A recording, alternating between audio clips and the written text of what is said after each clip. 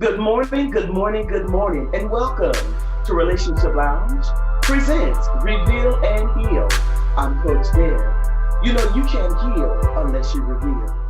I have an amazing guest today. Her name is Robin Brown. I want you guys to welcome her. She has an amazing story. I know it's going to motivate you, inspire you, and it's going to help you along the way. We all need a motivation word. Our topic for this week is God's plan. And I know that many of you out there can relate to God's plan. Many of you can relate to how often have we kind of skidded off of God's plan. But He still, because of His love for us, put us back on track. And you know what? No matter what you went through, no matter your circumstances, no matter the case at all, it's still God's plan. Because we are the makeup of all those things, guys. We're the makeup of all those things, the good, the bad, and the ugly. Don't let anybody tell you any different.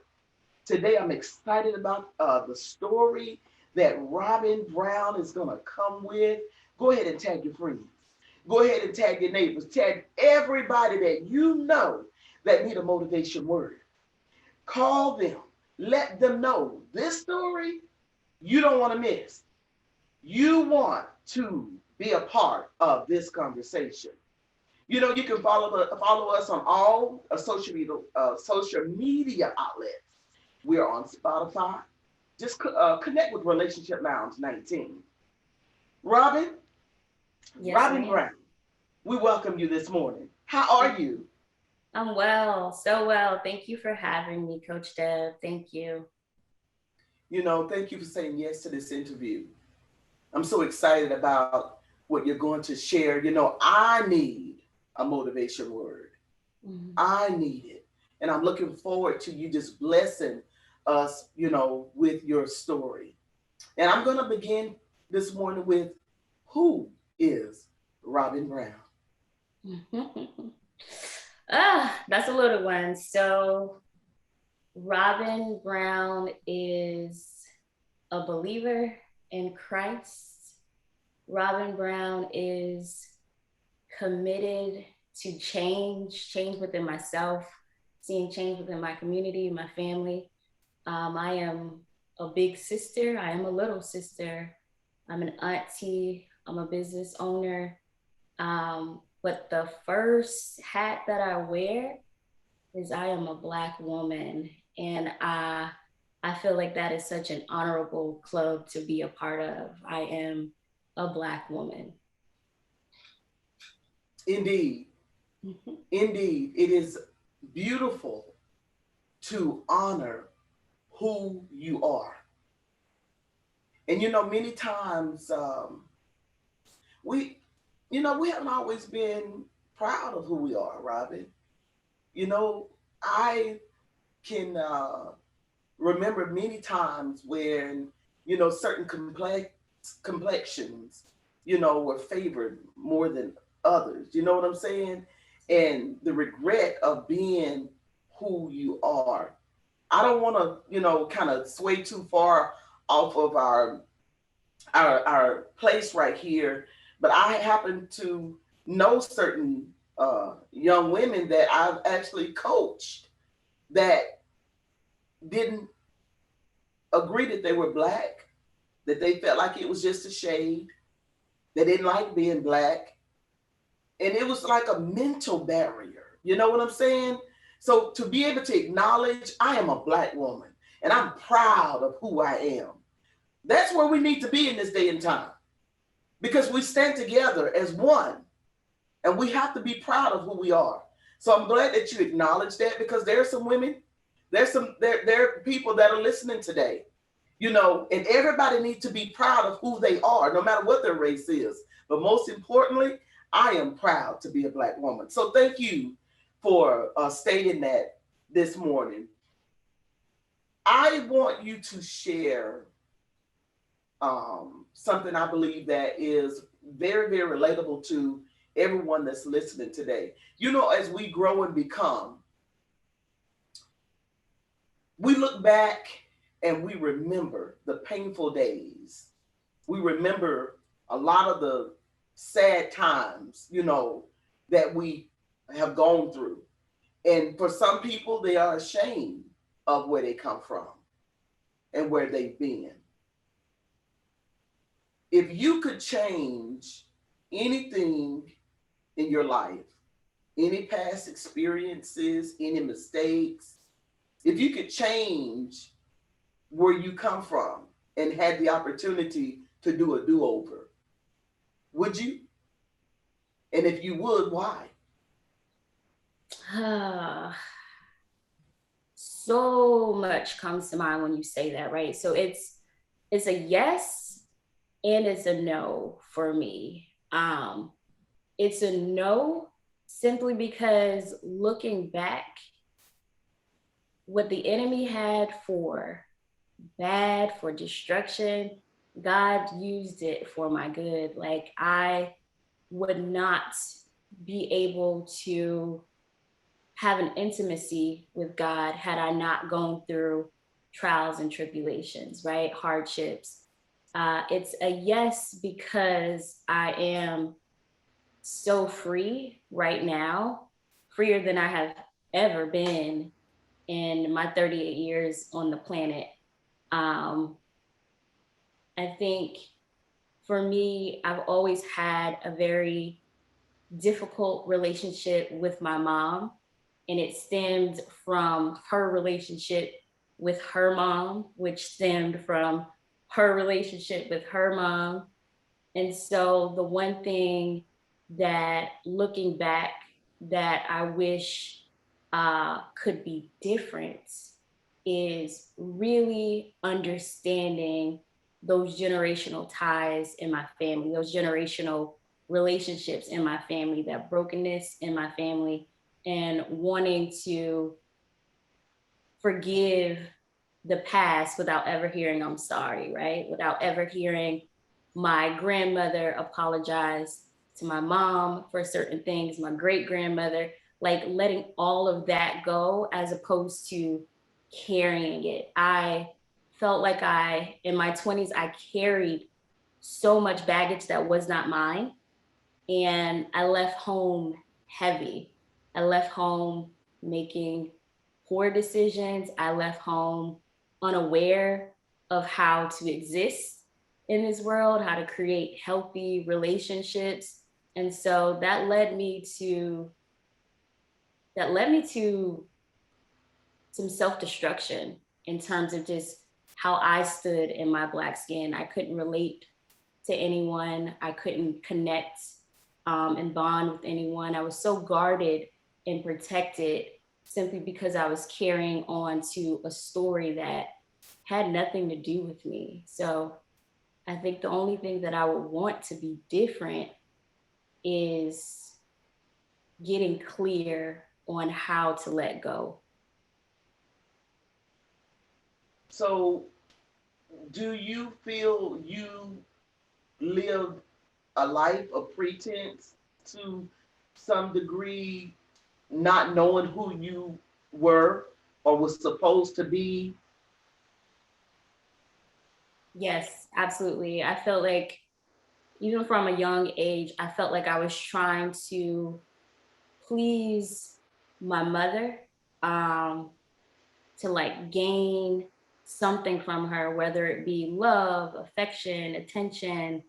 And then once I left home, I found myself also reaching back, trying to help her forgive her mother for what she did. I always found myself paddling to fix someone else while I was breaking, trying to do that, while I was neglecting the healing that I needed to get well. So, yeah, there was a lot of past trauma that I was living in that I couldn't do anything about, but I definitely tried. And the trying and the failing, it put me in a depressive state. It put me in my body was rebelling against me. It started in my mind first, but then my body started to shut down on me. And so I just had to reconsider or understand that I cannot fix things that I was not a part of.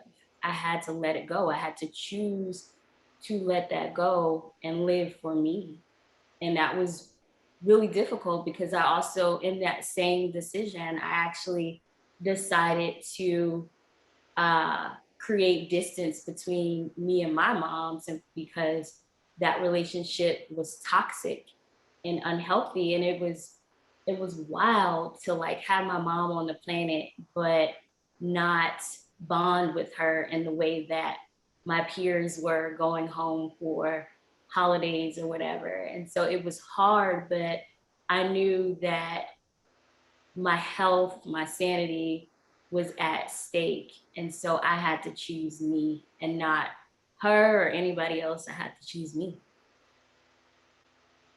So you separated yourself from your family for the sake of your peace. Yeah, Is that right? absolutely. So at any point, did shame ever play a role? Did shame ever play a role? So I definitely would never talk about my family dynamics. I would never bring up my mom in conversation around holidays or whatever. I would never bring it up, simply because I realized that my story was different from everybody else's story. My relationship was different. And I can't relate to feeling shame, but I did feel sorrow, right? Like I did feel very sorrowful that there are people out here having a strong bonded relationship with their mom. However, I'm not. And so it took me a minute to want to talk about it as a form of release. But it wasn't shame that I was feeling. It was more sadness than anything. Oh, wow. So it was more pity for you or for your mom? Pity for the whole situation, right? So here I am, and I left home when I was a junior in high school. And so for me, I remember I would, I, my junior year, I left home, then I went back, and then I think I left again my senior year for good. And I slept on the floor in a Walmart bathroom. And to me, I was safer there in the handicap stall on the floor than I felt at my mom's, right? Like I just felt completely disconnected from our relationship and unprotected in our relationship as well. And so when I slingshotted into womanhood and I'm out here trying to figure it out, you use the word pity. It was pitiful for all of it that I just couldn't call my mom and say, hey, what do I do in this situation? I had to figure it out, or I had to make the bad choice and then learn from the bad choice and use that in the next experience, or change the narrative in the next experience on my own, but without the guidance that most people, and I won't say most people, get from having a mother figure that is still on the planet. Were there times, Robin, that you found yourself in, toxic situations? You found yourself in unsafe environments due to your not naiveness. Just not being aware. Just lack of wisdom, just trying to survive. Yeah. Yeah, there were not a few, and I've been more open to having these conversations with them maybe like the last 8 years. And one thing I know for certain, I've had one abuser my entire life, and it has only been my mother. I've never attracted a man to put his hands on me. I've never, in any form of abuse, right? Not emotionally, not physically, not mentally. So she has been the only one that I can identify that has been unhealthy for me. And so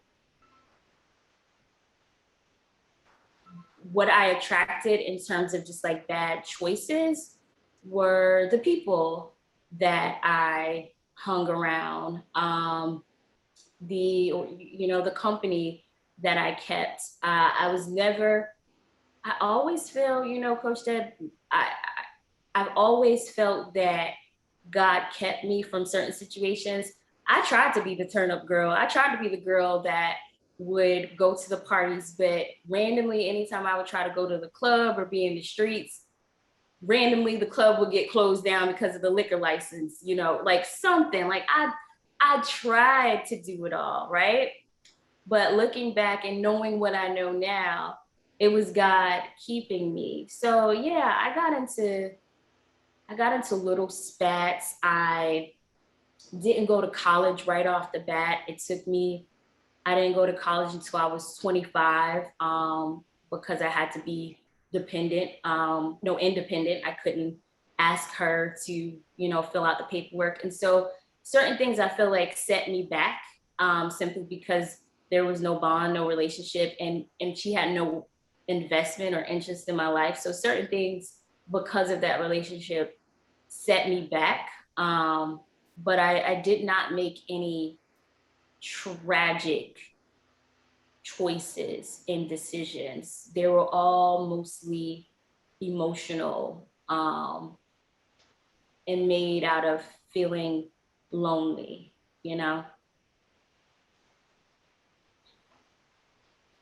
Yeah, yeah. I believe that everybody listening can can relate to that. Those decisions being made out of emotions. Um, so seeing where you are today, successful, you know who you are, you love who you are, and I'm hoping that with your family, relationships have been mended.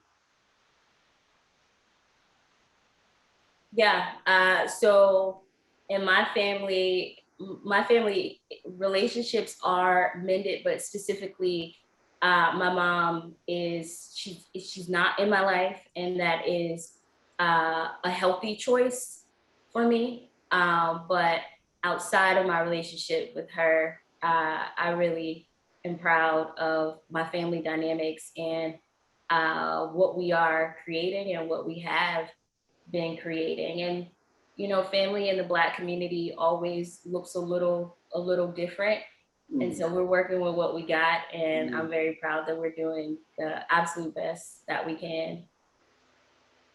absolutely. And with that being said, would you say that, of course, all these things that you've shared, these sad moments and trials and tribulations we've all had, everybody's story is so similar because, growth has to come from somewhere.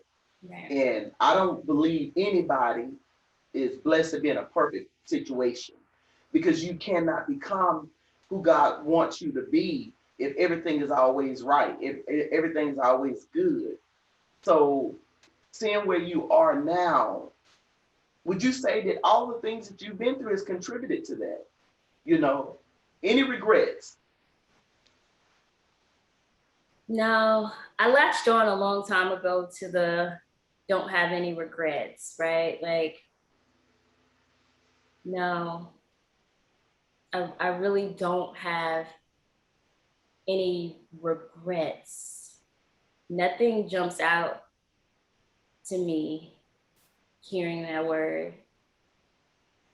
And like I said, the only thing that, I wish could have changed, but it's beyond me because it's a generational thing that happened. Mm, It's the only thing that I wish I could change. And the word regret and the phrase do things differently, they're a little different to me. So if I had to extract, would I do certain things differently?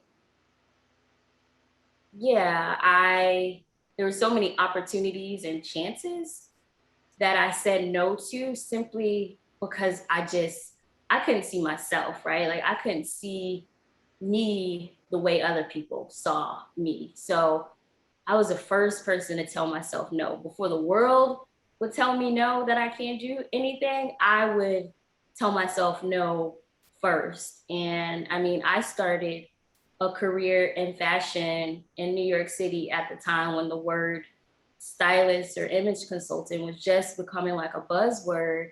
And so I was really on a trajectory to like really be a heavy hitter in the game, but I wasn't ready for that. And I self sabotaged a lot of opportunities.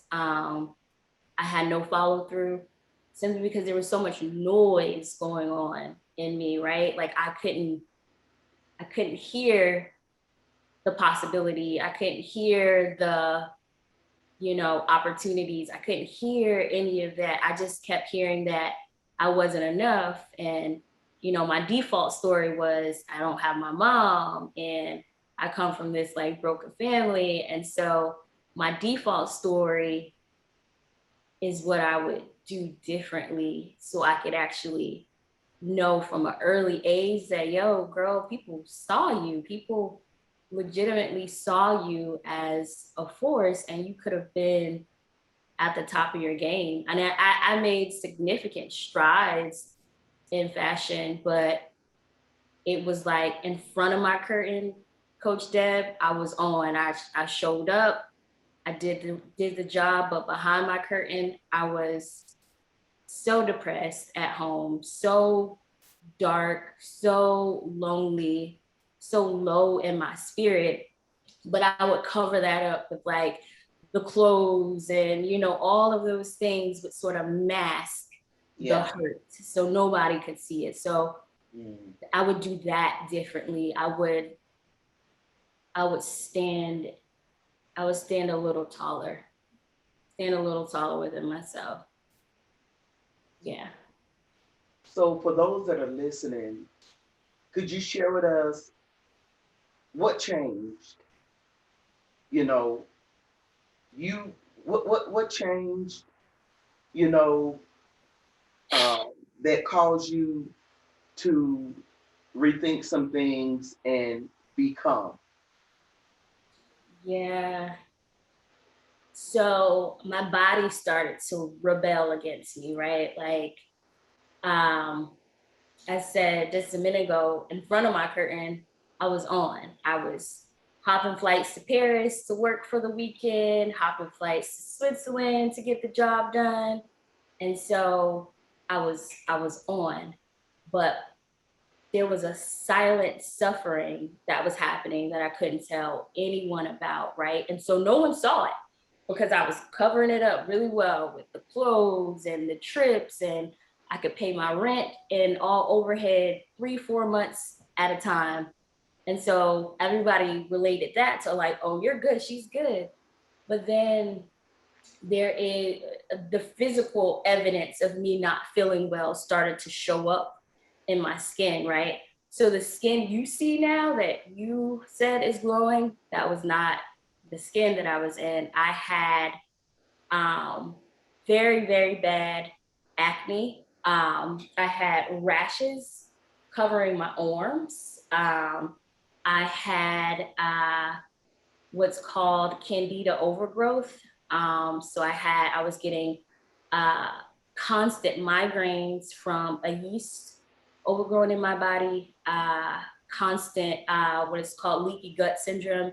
I would eat and my stomach would sound like it's like sizzling, right? So I'm not taking care of myself. And so my body is starting to tell on me and people are starting to see like, oh, what's that? And then I'm just like, crap, like I can no longer hide this. And so the one thing that I know that I was doing when I went home is I would get in my word.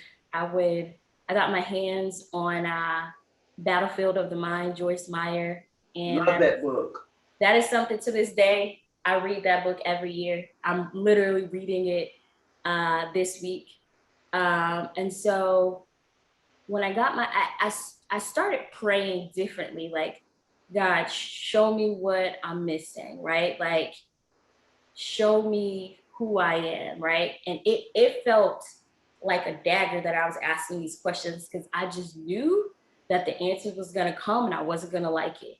But the trade-off was I am I'm spinning my wheels here, right? Like I am losing myself and I'm trying to keep up with this facade that's happening over here, but it's starting to show up on my body and in my body. And so it's crazy because I remember reading that book and uh, there was a space that started to open up in me that I didn't allow myself to like go to before. And so little by little, I started losing everything, right? Like I started not being able to pay my rent. I started not being able to afford the niceties. The clients dried up, the trips stopped. And I know that it was because I was asking those questions like, show me. And so, like, everything started being stripped away from me. Everything that I related to in terms of this, in terms of business and success, I didn't have that to hide behind anymore. And so the only thing that I was left with was my relationship with God. Like I got evicted, my cell phone couldn't pay the cell phone bill, and so the only thing that I had was God. And I remember the last day sitting in my apartment when it was time for me to go, and I was just like, I knew it was rock bottom, but I remember telling God, I know you are right here, and I know this is all for something. So that is when I started to be very present to the works of God, right? Like I started to realize, like, okay, I gotta pray for the next meal. And I need the evidence that God is real. And so I'm praying for it. I didn't know where the next dollar was gonna come from for the next week, for the next meal, but it showed up. And little by little, the evidence that I was building an intimacy with God and that I was leaning on Him specifically, and He cared enough about me to get me to that place, right? Like that was powerful for me because He could have just let me keep going and masking, but He loved me enough to actually call me near to Him. So that's how it started to change right there, asking the questions like, who am I? What am I missing? That was a contributing factor right there. Everybody needs to hear that. You're going to continue to go the way you're going until you go to God and you ask for help. Yeah. He's a gentleman. He's not going to interrupt, get in your way, none of that stuff because of your will. Yeah. So God's plan is what you asked for, dear. Yeah. And God's plan is what you got. Exactly. And it was hard because I never had to ask anybody for anything, right? So I got 8 brothers, 1 sister, 2 stepsisters, right? And so I never had to ask, right? And so there's always been this like back then there had always been this like narrative around, oh, she's good, she's the one that we don't have to worry about, you know? And then I had to ask, right? And so that was difficult. But what I also learned there was, wow, like I had you guys all along. Like I had the support. I didn't have to be strong. I could have been weak a long time ago and you guys would have showed up like this. And so that was the awareness that God was giving me in the low moment simply because I was present to it, right? Like I wasn't trying to be the victim or I wasn't trying to stay there. I wanted to be very, very clear that, okay, this is a opportunity for me to get closer to God. And yeah, that stuff happened, but this is what matters. And so every little inkling of support and love and connection, I clinged to that because before I was a person that would miss weddings and birthday parties and the birth of nieces and nephews because I was too busy over here. But now Robin is in a low period and people are showing up. But in actuality, they have been there all along. It was just me neglecting and running from them. Mm, that is real talk right there because when you think about the root of all of that the disappearing act, you're being accountable now. Yeah. Yeah. So how does your family look at you now? Because they seen you high, they seen you low, and now they see that you're back, but you're back like never before. So how does your family view you? Yeah, it's interesting. So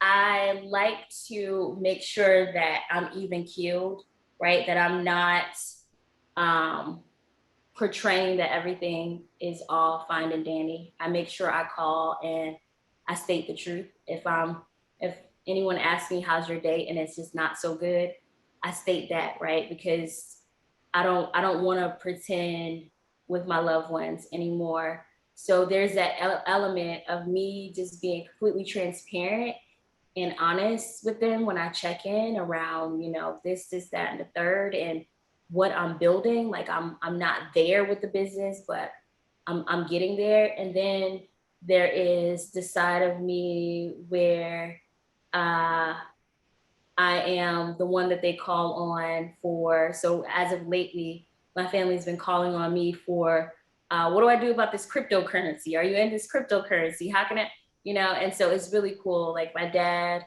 called me and he was just like, did you invest in cryptocurrency? How do I do it? What do I do? And so had a clear conversation with him.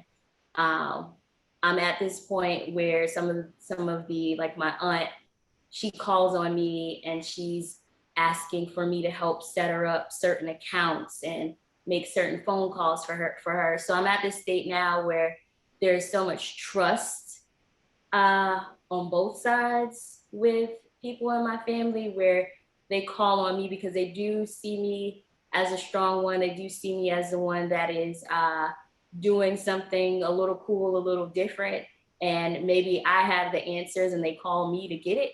But I make sure that there's a good balance play with, helping them, but also just letting them know this is what's going on over here. Or even if I just can't help you this week and I gotta pause you, like I have to be clear with them about that too, because I don't wanna fall on the default of just helping them and putting myself on the back burner because I'm trying to make up for lost time. So now it's just a clean, mindful balance that I have with my family. And I'm just present. I'm so present to it. As we prepare to close, I want you to share with everybody, your full name. And I believe that the specifics of your middle name is going to make sense to how you're embracing that name being in your healthy place. When before you shared off camera that embracing the name Robin was a name that was acceptable, you know. And but the beauty of your middle name, it was something that, it wasn't as acceptable. It was intimidating, you know, but because you have come into who you are and where you are, would make more sense that you would embrace her. Share with the listeners. Yeah. Yeah. I'll rewind slightly. So I want to say maybe 2016, I took, when I lost everything, I took a healing journey to Leesville, Louisiana, a town where I graduated high school. It's like such a small town. And I stayed there for 6 months and I didn't do anything. I stayed with an aunt and I just got really, really quiet around past and present and future and what it is that I wanted. And my understanding of myself, my sense of self, um, I was ready to rewrite the narrative. I was ready to just step in my own power and who I am. And so, typically the first thing that you do when you meet someone is you introduce yourself. And so I had always kind of struggled a little bit with how I would introduce myself. Robin Shake Brown is my entire name, and Shake has been the name that represented my roots.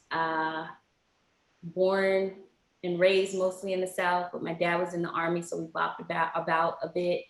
But Shake was always like this endearing childhood name that everyone would call me. And when you say it right, it has a harmony to it. And my mom got it from her brother's girlfriend, and she didn't know it at the time. She just liked the name. And anytime I meet a Nigerian, they say it's a Nigerian name, but they can't tell me the meaning. They can't, translate it into a meaning. And so Robin was like this name that I had to start using when I moved to New York, simply because no one understood it. No one knew how to say Shake. It didn't have that harmony. It didn't have that affection. It didn't have um, that tie to it.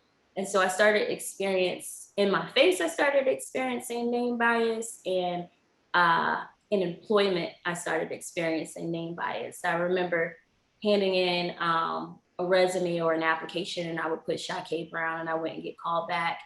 And then a recruiter or someone told me to put Robin Brown and resubmit the applications. And like, I got called back from Robin Brown. And so that led me to just stop introducing myself as Shake and lead with Robin. But what I found out on that 6 month healing journey is, so I know that I'm both, um, but there's so much power for me in the name Shake. I mean, even just as, again, going back to being in this honorable club of a Black woman, like there's a twang to that. There's some heat and some fire to that. And so now I'm in this space where uh, it's it's it's my choice to tell people that my name is Shake, correct them anytime they say it wrong, or even intentionally or unintentionally. But now I'm just in this space where it's time to go back to my roots, even with that narrative that I shared of my mother. I can like I can stand in a new power. Yes. That story is so gone, right? Like, that story is so gone because I used all of it, right? Like, I used that story, I used all the other stories, and now I get to actually reclaim it in a Yes. graceful and dignified and powerful way, that I am Shake Brown. Yes. Love it. Love it. So, speak to some people today, encourage them, you know, if they find that they're hiding from who they really are or who they really is, you know, the importance of finding yourself, and finding that peace. Speak to someone this morning. Yeah, absolutely. So for me, I realized that a lot of us, so there's a spiritual component to healing. Then there's a physical component to healing, and then there's choices in healing, right? And so I realized for myself the spiritual component of me getting in a space with God and asking those questions. But I also realized with what I shared that my body was just clonking out on me. And I had to look at some of the choices that I was making. And once I started looking at what was on my plate in terms of my choices and how that was enabling my body just failing on me, I had to really start to look at food as a healing mechanism for me, right? Like, and it started to I started to change my relationship. Coming from the South, eating the way that I did, I started realizing how it was making me even sicker.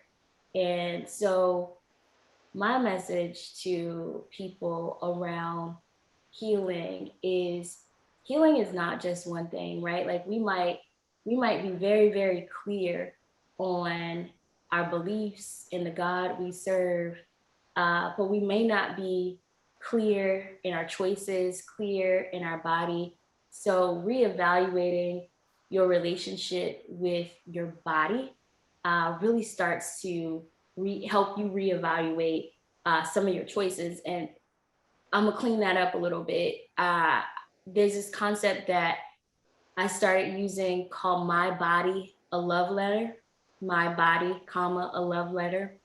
And so when you or anyone else compliments me, you're seeing my choices, right? Like you're seeing my food choices, you're seeing you're seeing my choices in my walk with God, you're seeing my choices in my gym regimen. You are reading my body a love letter because I had to go from all of that hurt, all of those things happening in my body, and I was going to the doctors and they were prescribing a pill for every ill. They weren't giving me any real, scenario as to how to heal.